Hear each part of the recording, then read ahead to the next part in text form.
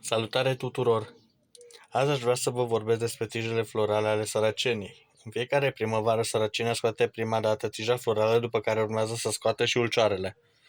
În față avem mai multe tije florale ale sărăceniei ornata. Flava.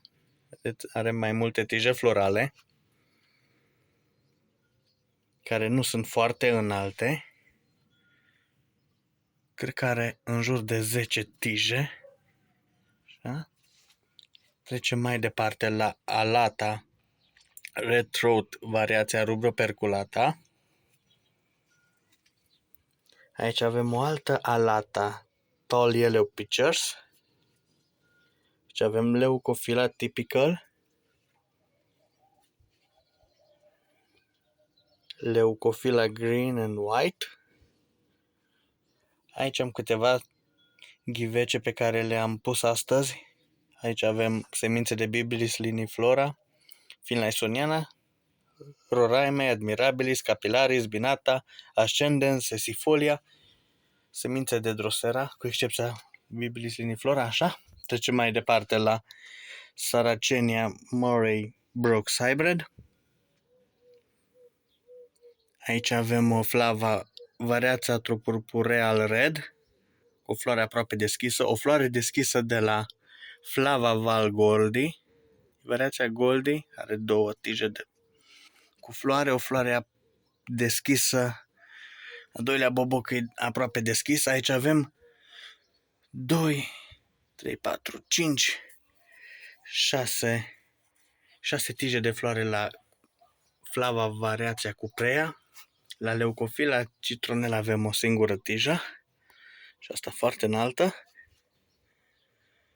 Aici avem Flava variația Rubricorpora Burgundiev 26-le de la My King. Aici avem alata Yellow Bulbos. Priviți tija cât e de subțire și de înaltă.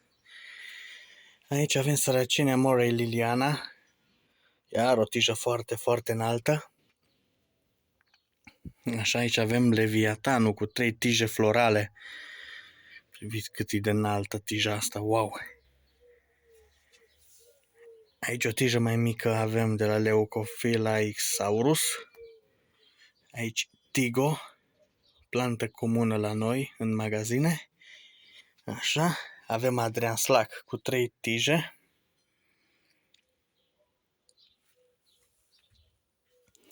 Aici avem Leucophila Benz Bog. Și mergem mai departe. Areolat October Hope, care are și ulcioare. Priviți cât de înalte. Câteva zile ar trebui să se și deschidă. Așa, aici avem o alata rubro perculata 21 de la My King. Aici avem un alata Black Tube a 58 tot de la My King. Aici avem o frumusețe de Murray Max Rawlings, primită de la Chris Rawlings. Aici avem juta tip Super.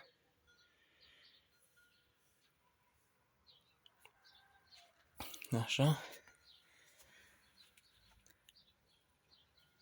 Priviți și ulciorul. Destul de înalt pentru perioada asta anului. Se pare că le place. Voi mai face un videoclip în care am să vă arăt și ulcioarele. Să vedeți cât sunt de înalte și de colorate. Dar asta data viitoare. Să ne vedem cu bine. Salutare!